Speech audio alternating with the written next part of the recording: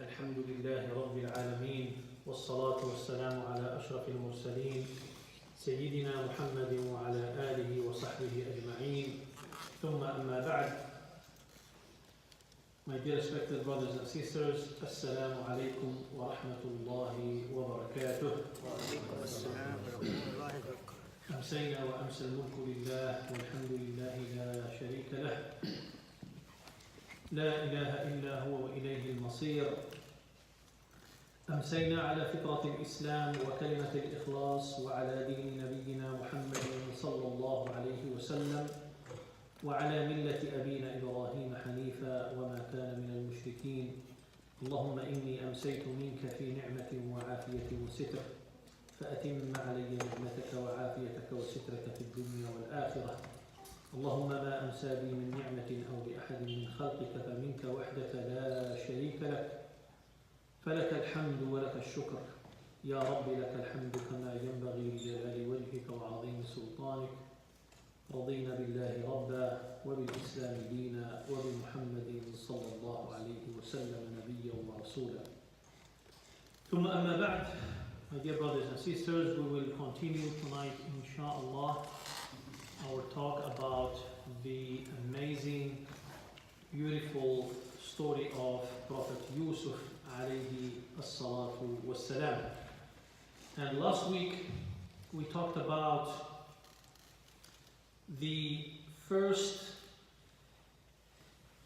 trial that Prophet Yusuf alayhi salam faced in his life. The trial in Arabic is ibtila or mihna. So the first trial that Prophet Yusuf alayhi salam faced, and this trial was what happened to him by his own brothers. And we talked about when they put him in the bottom of the well and they left him by himself over there. And again, we are talking about an 8-year-old boy by himself in that well. And we know that when he was in the well, he was not screaming, he was not yelling, he was not insulting, he was not panicking, he was just calm. Why? Because Allah subhanahu wa ta'ala revealed to him. And Allah subhanahu wa ta'ala told us in the Quran, وَأَوْحَيْنَا إِلَيْهِ لَتُنَبِّئَنَّهُمْ بِأَمْرِهِمْ هَذَا وَهُمْ لَا يَشْعُرُونَ. And we have revealed to him, to Yusuf. And this revelation was not through the angel Jibreel alayhi salam. It was a thought, an inspiration that Allah subhanahu wa ta'ala has given to Yusuf alayhi salam as a boy, and we have revealed to him that you will tell them about their deed وَهُمْ لَا يَشْعُرُونَ, at a time where they don't know you, they can't recognize you. And this is what will happen later on in his life, and we will talk about it. So Allah subhanahu wa ta'ala sent down to Yusuf alayhi salam this calmness and this tranquility, and he was just sitting by himself in the well and knowing that Allah subhanahu wa ta'ala will never abandon him, knowing that Allah subhanahu wa ta'ala will take care of him. Again, everything happens with a divine reason and a divine wisdom. And as believers, we should never question Allah subhanahu wa ta'ala. Ya Allah, why did you do this to him? Ya Allah, why did you do this to me? I'm the one praying to you 5 times a day. I'm the one giving sadaqah. We should never say this. When we cannot understand the reason why this is happening to me, why this is happening to him, to them, to her, we just say Allahu A'lam. Allah knows the best. So this is where Prophet Yusuf was. And then the caravan that was passing by, they brought him up to the surface, and then they were very happy because they got something that will bring them a lot of money, even though they sold him بثمن بخس, with very cheap price, with a very cheap price. And the one who bought him was Al-Aziz, Aziz Misr. Again, Aziz was not the name of the person, Aziz was the title of the person. Aziz means wazir, minister. And most likely in this story, Aziz was the minister of finance. Okay, was the minister of finance. Why? Because he is the one later on who got Yusuf alayhi salam to be with him, to take over Khaza'in Misr. Khaza'in means the treasure. So he was the treasurer of Egypt at that time. So he is the one who bought him, and his name was Qutfir. His name was Qutfir. اشتراه, he bought him. وقال الذي اشتراه من مصر لامرأته. And the one who bought him from Egypt, he told his wife, أكرمي مثواه عسى أن ينفعنا أو نتخذه ولدا. Make his stay, he told his wife, make his stay graceful. He may be useful for us, or we may adopt him as a son. So Aziz, when he bought him, he saw in him that he was a nice, he was a gentle, he was smart, he was a person, a boy coming from a noble family, very well behaved. This is what he saw in him. That's why he asked his wife to take care of him and not to treat him like the slaves, not to treat him like the other servants. No, take care of him. Bring comfort to him. Why? He might be useful to us, or we may adopt him as a son. Which means Yusuf alayhi salam lived his life in the castle almost as a family member. He was not a slave. He was like a family member. Yes, he was a servant. He was doing everything they asked him to do, but he was very close to that family. He was very close to that family.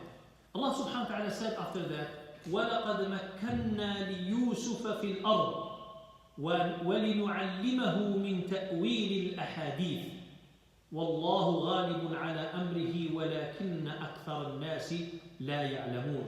And thus we established Yusuf in the land so that we should teach him the interpretation of the events. And this is what was his miracle, the interpretation of the events. Allah is powerful in enforcing his command, but most of the people don't know. مَكَّنَّاهُ فِي الْأَرْضِ, which means we have established him in the land. We have provided him with a nice place where he grew up, where he was raised, where he spent, his life.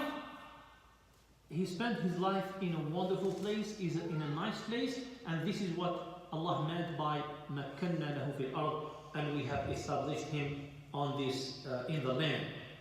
And then Allah subhanahu wa ta'ala said, وَلَمَّا بَلَغَ أَشُدَّهُ, and when he reached his prime, life, time of his life, آتَيْنَاهُ حُكْمًا وَعِلْمًا, we have given him wisdom and knowledge. حُكْمًا, which means wisdom, وَعِلْمًا, knowledge, which means we have made him a prophet. So the scholars differed in interpreting بَلَغَ أَشُدَّهُ. He reached the prime of his life. Some of them they said 18, some of them they said 20, other scholars they said 30, other scholars they said 40. Because in another verse Allah subhanahu wa ta'ala said, وَلَمَّا بَلَغَ أَشُدَّهُ وَبَلَغَ 40 سَنَةً. 40 years. Which means in another verse Allah subhanahu wa ta'ala mentioned 40 years associated with ashuddahu. Ashuddahu means when the person reaches 40 years old. But we don't know exactly at what age Allah subhanahu wa ta'ala gave prophethood to Yusuf alayhi salam. So he got the prophethood when he reached whatever age Allah subhanahu wa ta'ala wanted him to reach, and he became a prophet when he was still living in the castle of Al-Aziz, while growing up in the castle of Al-Aziz. So, Al-Quran didn't tell us much about events that took place in the life of Yusuf alayhi salam during his childhood and during his teenage. He didn't tell us, whether there was anything specific that we need to pay attention to. Until one time, something major happened in the life of Prophet Yusuf alayhi salam, which takes us to talk about the second trial in his life. Again, the first trial was when his brothers, out of envy, they took him away from his father Yaqub and they threw him in the well. Now came the time of the second trial. And the second trial happened when Yusuf alayhi salam was in the castle. When he grew up and he became a young man. And Yusuf alayhi salam was an extremely handsome person. The Prophet ﷺ said when he talked about his miraculous journey of Al-Mi'raj, the ascension, he mentioned when he passed by Yusuf alayhi salam, and he said about him, أُوتِيَ شَطْرُ الْجَمَالِ. Shatr, half of the beauty of Bani Adam. If you bring all the most beautiful, handsome people, men and women in the history of humanity, all the beauty of the human beings, of mankind, half of that beauty was given to Yusuf alayhi salam alone. Subhanallah. You cannot even imagine how handsome he was.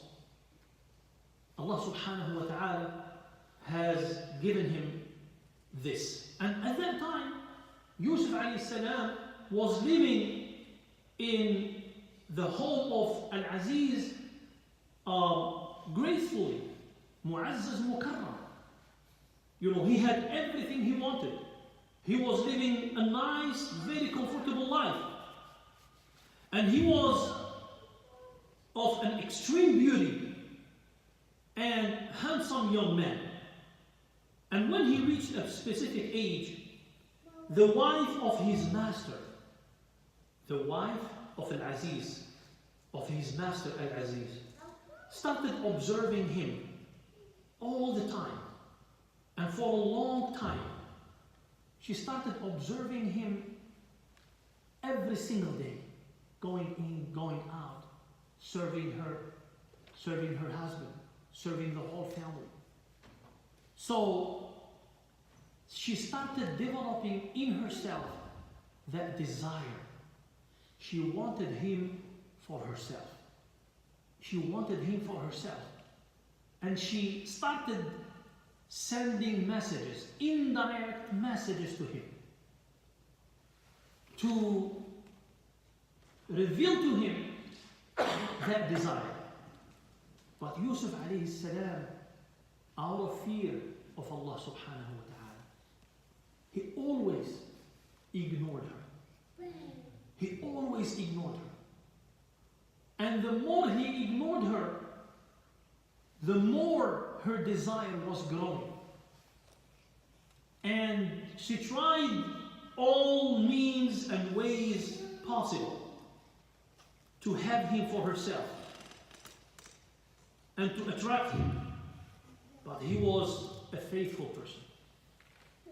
He was faithful to Allah subhanahu wa ta'ala as a prophet. And he was faithful to his master, Al-Aziz. He didn't want to do anything that might sound as a betrayal to his master, who gave him everything, who almost adopted him as his son. And then at the end, he betrays him with his own wife. Yusuf alayhi salam was far away from doing such thing. And he wanted always to acknowledge his favors and to show him how trustworthy he is. So he brought him very close to the family, and Yusuf alayhi salam didn't want to do anything that might sound like a betrayal to his master Al-Aziz. So Yusuf alayhi salam had no interest in having any intimate relationship with the wife of Al-Aziz for two reasons.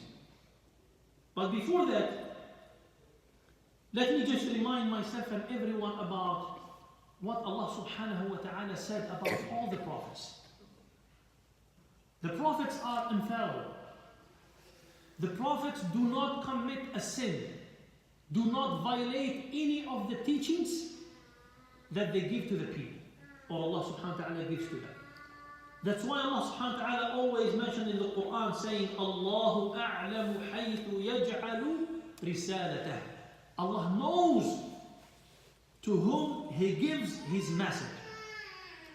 Allah Azza wa Jal doesn't give His message to anyone. Allah subhanahu wa ta'ala chooses amongst all the people who are the best of them and make them prophets and make them messengers. So Allah subhanahu wa ta'ala doesn't choose a prophet, makes him a prophet, and then he betrays Allah subhanahu wa ta'ala, or does something that goes against what Allah subhanahu wa ta'ala made him for. Allahu ya'lamu haythu yaj'alu risalatah. Risalatah, his message. So Allah knows very well the nature of the people that He chooses in order to convey His message. And one of them was Yusuf alayhi salam. So Yusuf alayhi salam had no interest in having such a relationship for two reasons. Number one, his iman and great conduct that he inherited from his own family. He grew up, Yusuf alayhi salam grew up in the household of prophets.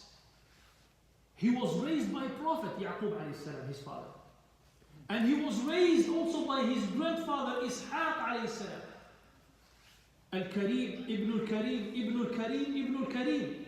Yusuf, Ibn Yaqub, Ibn Ishaq, Ibn Ibrahim. So he grew up in a household of prophethood. Somebody like this can never commit such sin. And his heart was full of an iman and the love for Allah subhanahu wa ta'ala. There was no room in his heart for anything else wrong. This is the first reason.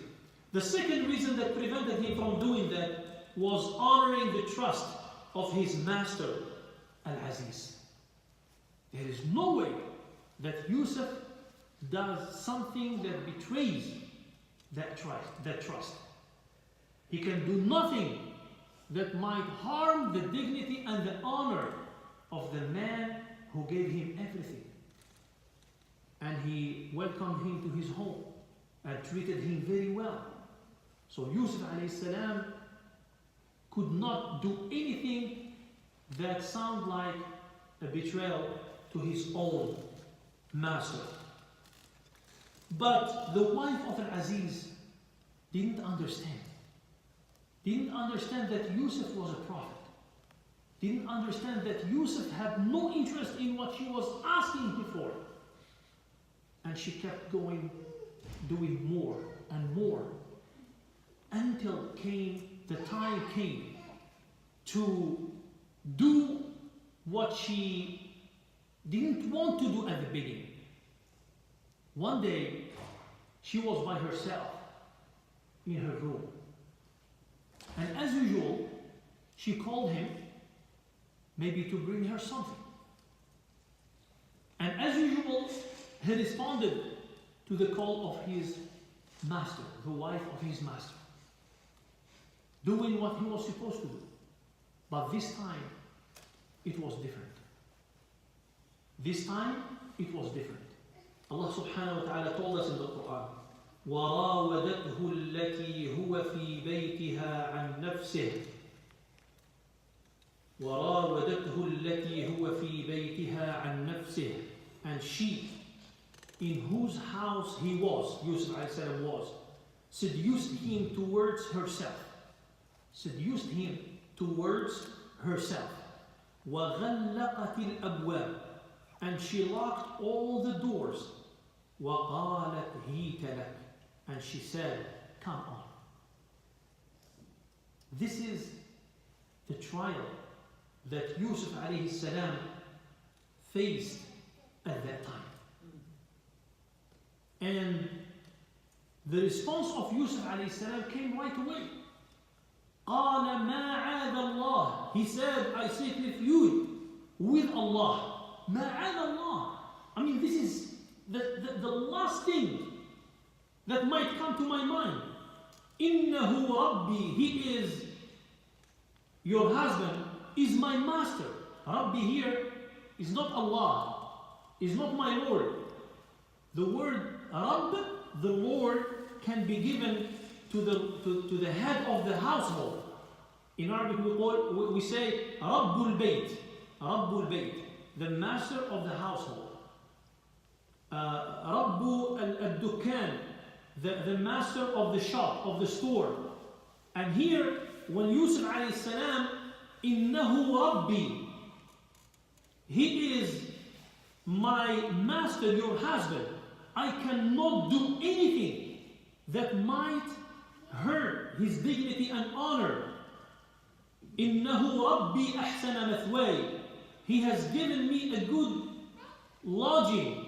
Indeed, the wrongdoers do not prosper. Innahu la yuflihu adh-dhalimun. Which means, if I do what you are asking me to do, then I am zalim. I am a wrongdoer. وَلَا يُفْلِحُ الظَّالِمُونَ. The wrongdoers will never be successful, will never prosper. So I'm not going to do it. Because of what your husband, because of what my master has given me in this home, in my life. So this was the reaction and the response of Yusuf alayhi salam. Now let's understand the situation. Number one, this is not any woman. We need to understand this, you know. Number one, this is not any woman. This is a woman with status, wealth, with beauty, and she was the master of that castle, meaning that she had, I don't know how many, unlimited slaves. No one in the castle could say no to her. So this is the woman that we are talking about. It's not any woman. So we have to get this in mind. Number one, she is not any woman. She is his master, and she has a very high social status in the castle and in the entire Egypt. She was the wife of the minister of finance at that time. Number two, she did a lot of homework to prepare. The process of planning for that specific time, she spent a lot of time thinking and planning for that. To prepare the best and the most attractive environment, and after a long time trying other indirect options, until she lost control on herself. She, maybe at the beginning, she didn't think about doing that with Yusuf, until she tried all the indirect options and nothing worked.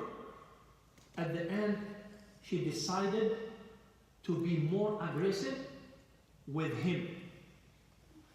This is number two. Number three, we should keep in mind that At that time, when she invited him and he refused, she became very aggressive in order to fulfill her wrong desire.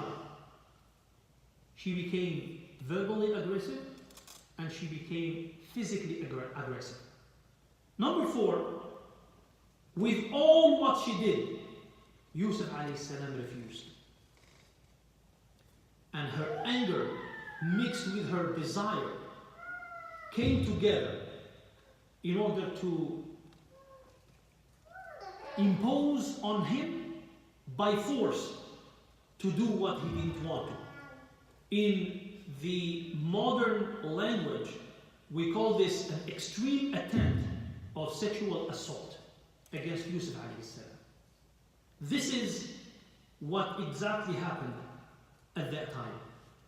And in the middle of this situation and this chaos, Yusuf alayhi salam's reaction was always refusing, because he was a prophet.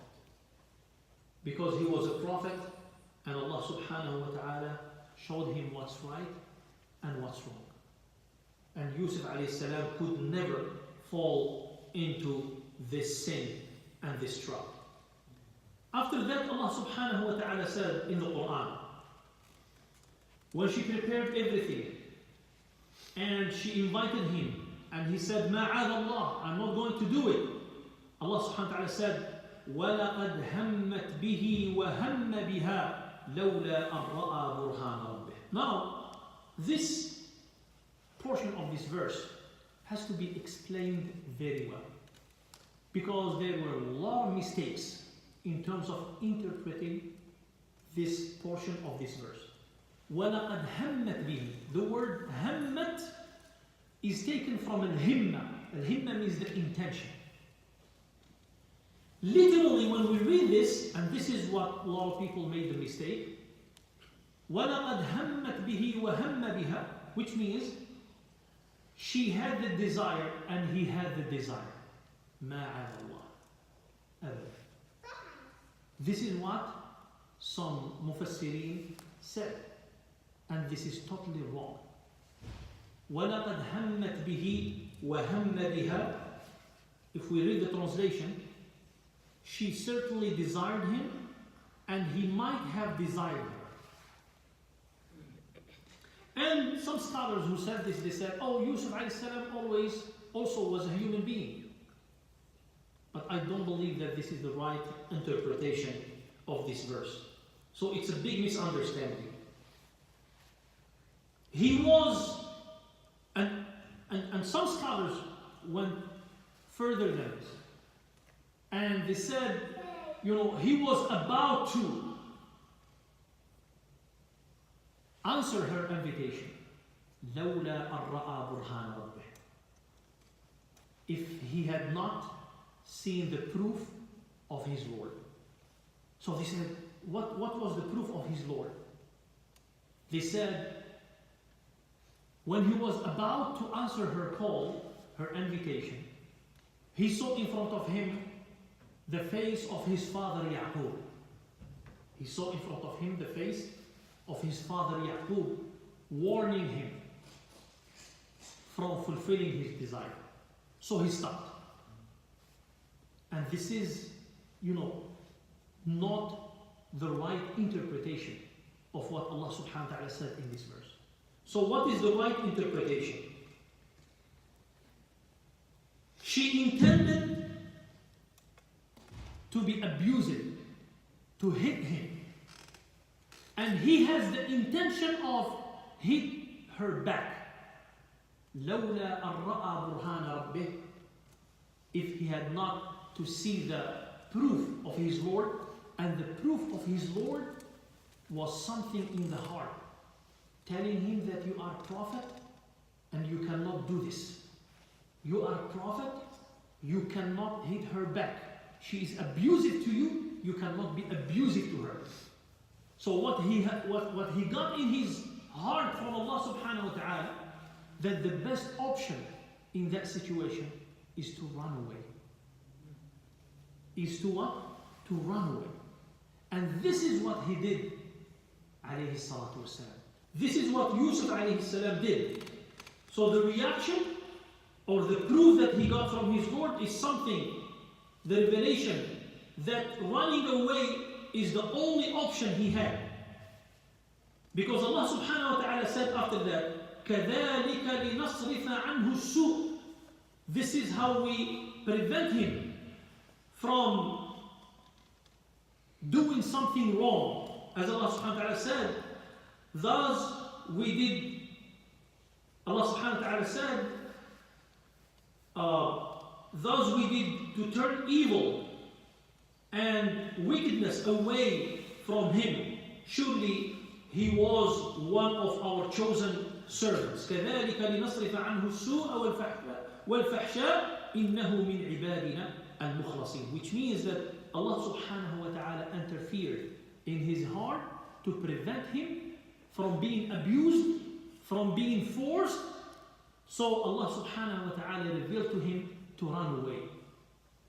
And he did run away. And Allah subhanahu wa ta'ala mentioned this when he said, وَاسْتَبَقَ الْبَابِ.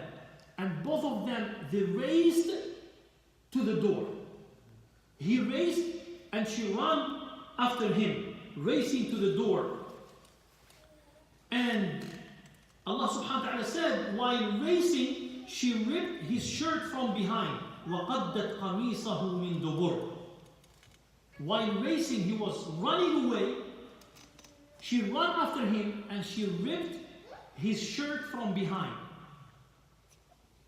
At that time, both of them, they arrived at the door. When they arrived at the door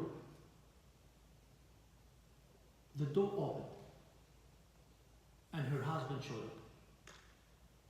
واستبقا الباب وقدت قميصه من دبر وألفيا سيدها لدى الباب. When they arrived to the door, her husband was standing right there. And they found her master by the door. قالت, when she saw her husband, and she knew that she was in an awkward situation. Her husband knew that there was something going on.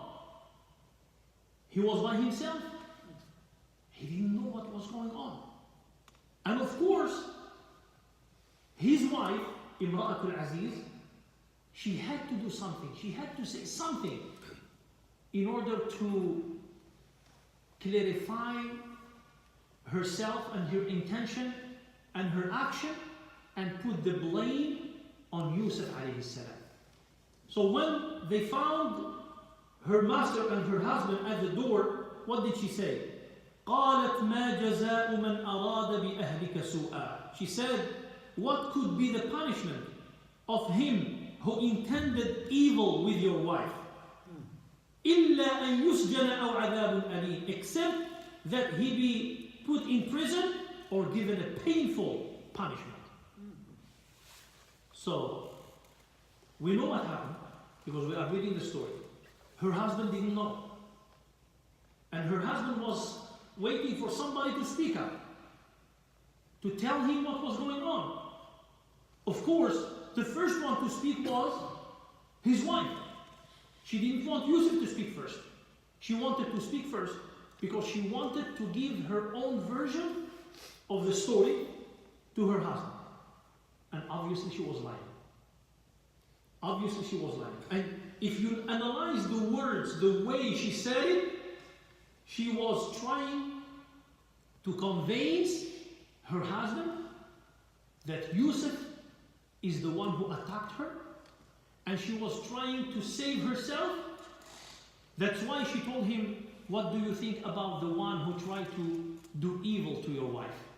Except that he should be thrown in the prison or be given a severe punishment. Now imagine the feeling of Yusuf alayhi salam between this woman who just lied and between his master, the one who gave him everything he needed in this life, who took care of him, who provided him with everything. Yusuf alayhi salam, his reaction here was nothing but saying the truth. Was nothing but saying the truth. And saying the truth sometimes might be costly. And he paid the price of the truth that he said. But as a prophet, as a righteous person, there was no other option in front of him but telling his master exactly what happened. So immediately after his wife said what she said, Yusuf alayhi salam, immediately he said, قال هي راودتني عن نفسي. He said, it is she who tried to seduce me. And now, imagine Al-Aziz between his wife and Yusuf. Two different versions of the story. Is he going to trust his wife and to believe her? Or is he going to believe and trust Yusuf alayhi salam? Al-Quran in this story didn't give him the chance to make the decision. Okay? Al-Quran did not, Allah subhanahu wa ta'ala did not give the chance to Al-Aziz to think about, to process both statements, one from his wife, another contradictory statement from Yusuf. Allah didn't give him the time to process. Why? Because Allah subhanahu wa ta'ala brought another party to this conversation. Someone. The scholar said that the person who showed up right away was her cousin. Was her cousin. Because the Quran said, وَشَهِدَ شَاهِدٌ مِنْ أَهْلِهَا وَشَهِدَ شَاهِدٌ مِنْ أَهْلِهَا. And a witness from her family observed. Okay? Which means that this man who showed up, her cousin, he got the two statements. And he knew that his master was trying to understand who is saying the truth and who is lying. But this man, as described by the scholars, was very smart. This man was very smart. And he right away gave the solution to Al-Aziz. And he told him, listen, the logic says the following. إن كان قميصه قد من قبل فصدقت وهو من الكاذبين. If his shirt was ripped from the front side, then she is true and he is a liar. وإن كان قميصه قد من دبر فكذبت وهو من الصادقين. And if his shirt was ripped from behind, then she is telling a lie and he is truthful. Subhanallah. Allah subhanahu wa ta'ala brought this man on time. And this is what some people call the work of Allah in our lives. Meaning that we feel, we see, we observe things happening in our lives, problems being solved, an ease coming to our way after a very tough hardship. We don't know how this ease came. We don't know how this problem was solved. We don't know what happened, but we know that Allah subhanahu wa ta'ala interfered. We know that Allah subhanahu wa ta'ala interfered. Al-Aziz did not argue with this person. In this story, Al-Aziz didn't tell him why this or why that, or who asked you to make, Al-Aziz did not. Al-Aziz wanted to know the truth, and it seems that this observation and this statement, this judgment given by this man was so powerful to the point that Al-Aziz couldn't say any word. And even The wife of Al-Aziz did not say any word because the judgment was very logic and very powerful. So what was the reaction of Al-Aziz right after he heard this? So he said it. If his shirt was ripped from the front side, then she is saying the truth and Yusuf is the liar. But if the shirt was ripped from behind, she is lying and Yusuf is saying the truth. What does that mean? It means that she was lying and Yusuf alayhi salam was saying the truth.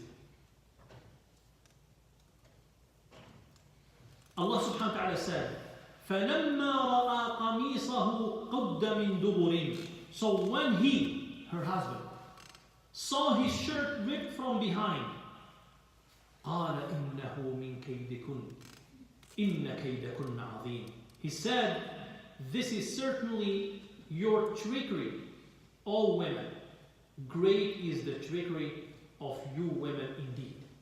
Which means that he turned to his wife, telling her that this is something that you have fabricated to accuse and blame Yusuf, and Yusuf has nothing to do with this crime. You are the one who fabricated this crime. So now, so far, Al-Aziz is fair. And he accepted the logic. He could not deny it. He could not turn against Yusuf. But he did something very interesting. Which means the result of this observation, this statement, was as follows. He turned to Yusuf and he told him, Yusuf a'rid an hada. Oh Yusuf, ignore this matter. What does that mean? It means that what happened is very serious. And it's very serious because the dignity, the honor, the status, the reputation of Al-Wazir, of Al-Aziz is jeopardized. And since no one knew about this incident except Yusuf and his wife, himself and her cousin, he knew that his wife and her cousin, they are not going to say anything. They are going just to bury, this incident, and they are not going to say anything about it. Who might be saying something out to the people? Yusuf alayhi salam. So he told him, Yusuf a'rid an hada. Forget about what happened. In other words, I don't want you to tell anyone about what happened. For the sake of what? Saving his reputation. He didn't want people to start talking about this incident. Just let's bury it right now. So he gave an action item to Yusuf alayhi salam. What was his action item? Be quiet. Be careful. Do not go and talk to people about what happened. And then he turned to his wife to give her an action item for her. And he told her, after he said, Yusuf a'rid an hada, he said, وَاسْتَغْفِرِي.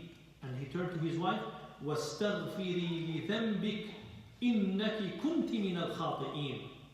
And you, my wife, seek forgiveness for your sin, for you were guilty in fact. He told her that your action item is to seek forgiveness because you made a mistake and you were found guilty. That's why you have to reconcile between you and Allah subhanahu wa ta'ala.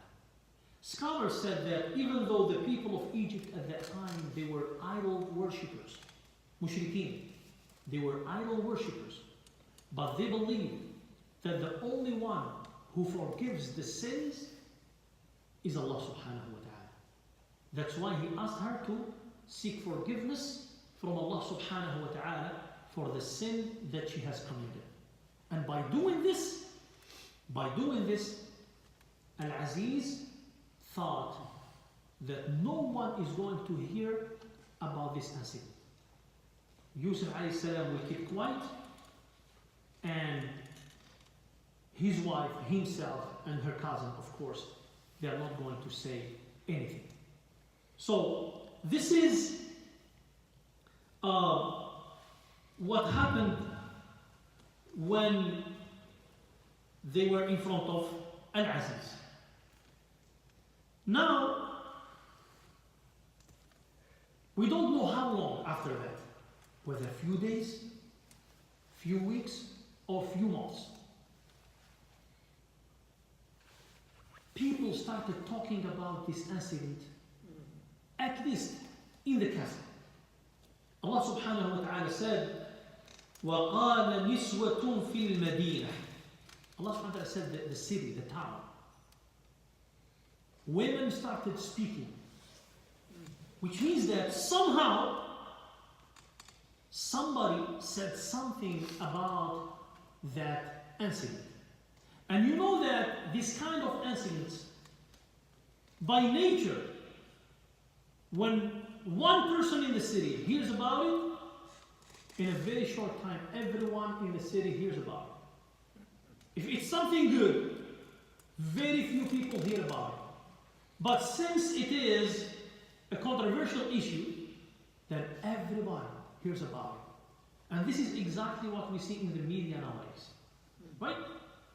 When somebody does something wrong, it might be mentioned in the newspaper or in any website of any mainstream media outlet, a small square, just a very simple news. But if it is something controversial, it will be on the headlines of the newspaper and in the front page of whatever website. This is the nature of the human society. The same thing happened. وَقَالَ نِسْوَةٌ فِي الْمَدِينَةِ. Mainly women, they started spreading this news. What did they say? Allah subhanahu wa ta'ala said, and women in the city said, the wife of the minister, Imra'atul Aziz, the wife of the minister, is seducing her youthful slave. Her youthful slave. His love has entered the depth of her heart. Surely we see her in open air. قد شغفها حبا إنا لنراها في ضلال مبين. Which means ضلال, the error, the misguidance that they mentioned here about the wife of Al-Aziz, not because she did something wrong. According to their standards at that time, was okay. The error was, how come the wife of Al-Aziz, she went down to her slave. She was supposed to seek somebody at the same level, social status level. She was supposed to seek somebody at the same level of or higher. But that woman, that noble woman, having such a power, going down to that slave, this is something wrong that she did. This is something wrong that she did. The wife of Al-Aziz heard about what these ladies were saying about her. فَلَمَّا سَمِعَتْ بِمَكْرِهِنَّ. And when she heard about their, what they were saying about her, their comments, أَرْسَلَتْ إِلَيْهِنَّ وَأَعْتَدَتْ لَهُنَّ مُتَّكَأً.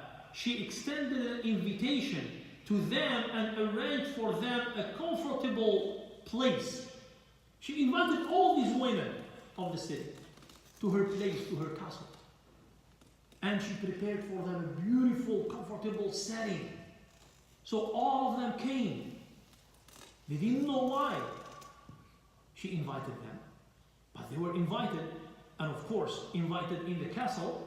Some of the scholars, they said most of these women were the women of the castle, the wives of other ministers and noble people of the castle, and their sisters and their daughters, and all the people. When they came, Allah subhanahu wa ta'ala said, she gave every one of them a knife and a fruit.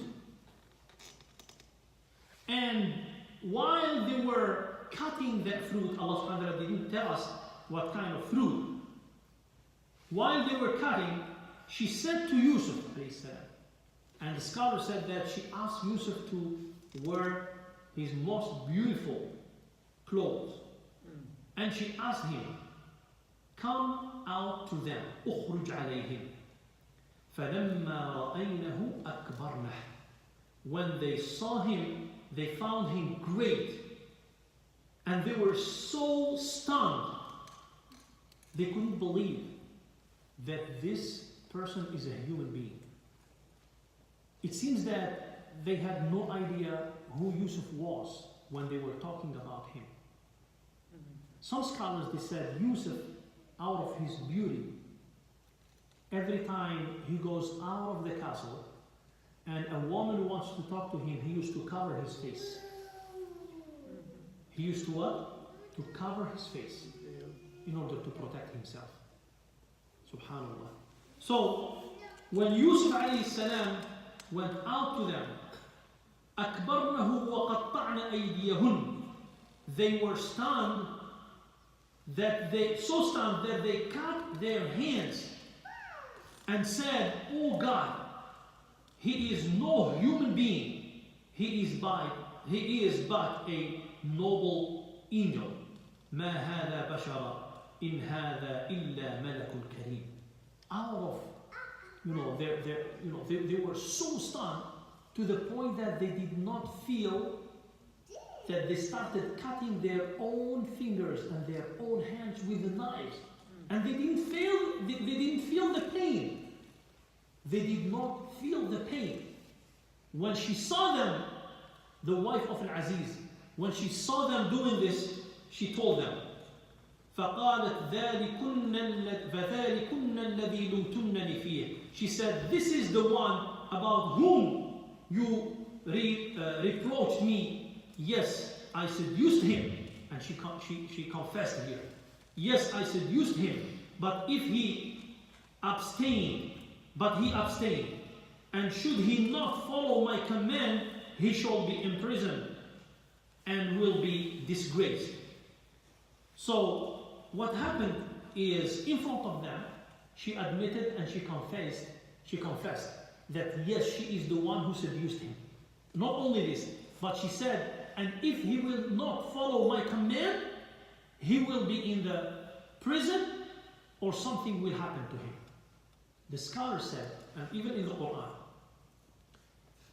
those women, they stood up and they started talking to him one after one, asking him to obey her command, asking him to submit to her, from in different ways.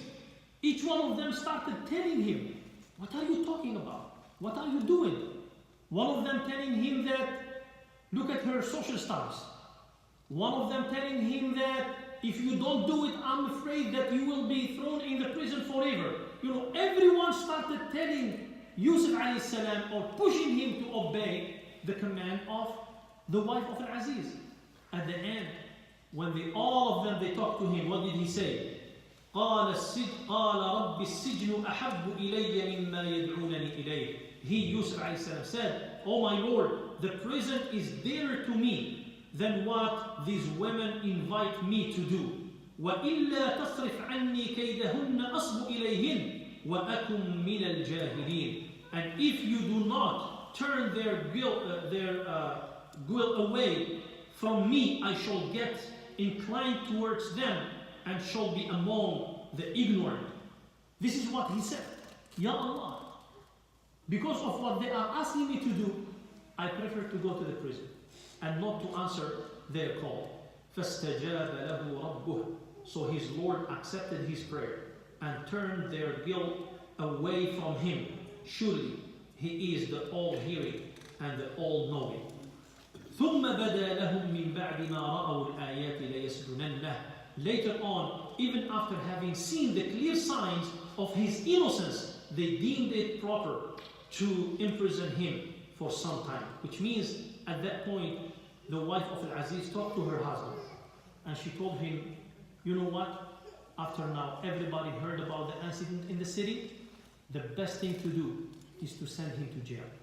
By sending him to jail, people will understand that he is the one guilty and he is paying for his crime that he committed.